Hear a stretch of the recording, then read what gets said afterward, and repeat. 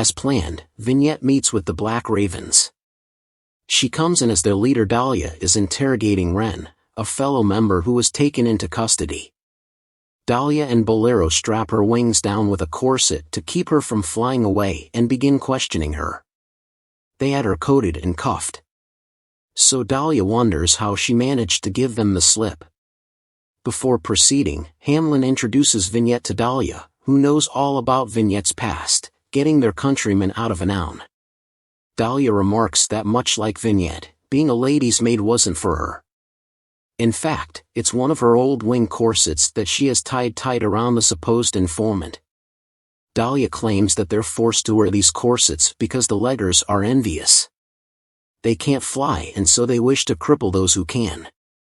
Back on Ren, Dahlia asks again what happened when she was taken in.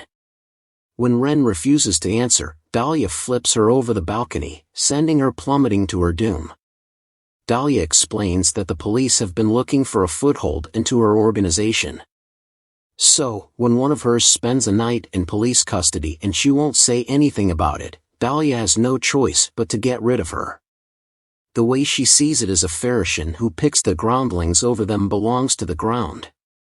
Vignette assures them that she'll only work for her own kind, however, she'll have to prove herself. Dahlia orders her to take the flag hanging in the rotunda of the constabulary and bring it back to her. Philo arrives at the constabulary to find Imogen and Ezra filing a report on Vignette for breaking her contract. Philo takes it upon himself to clear Vignette of her contract by paying the 50 guilders to settle the debt and free Vignette. Ezra agrees, however, Philo doesn't know Vignette to be a thief and quickly deduces the true reason behind why she ran away.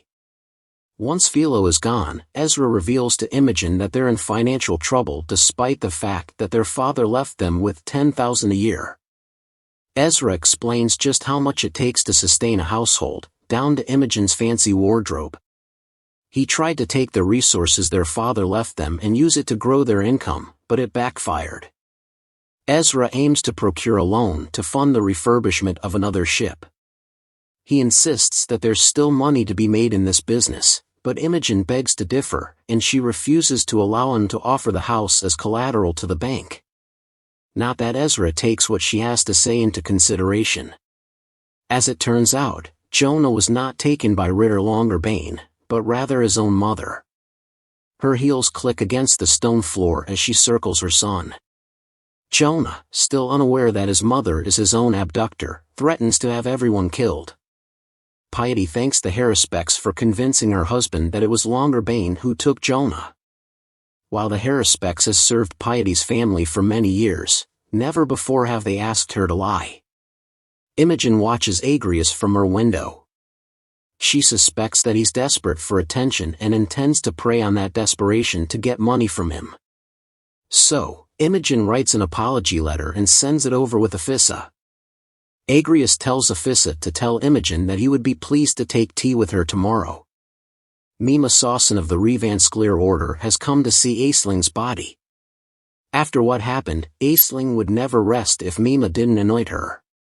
Philo allows Mima Sawson to begin the process, though he watches from the corner. Aisling would light a candle at Mima's shrine every week. For who, she couldn't say. When Philo asks if she knows of anyone who would want to harm Aisling, Mima reveals that a pall hangs over her, and she was taken by a great evil. She was killed by something unnatural. Neither man nor fae. Philo shares with Mima how just the other night, Unseelie Jack told him about a dark god lurking beneath the city. Philo didn't believe him.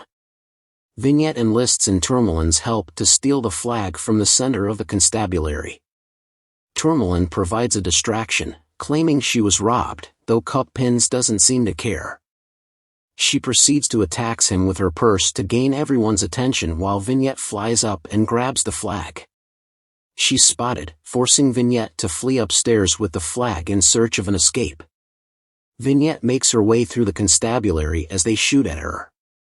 Philo calls out to her as she makes her getaway. When he grabs the flag, she threatens to reveal his secret. He releases it in fear that she'll follow through. Vignette takes the flag and flies out the window.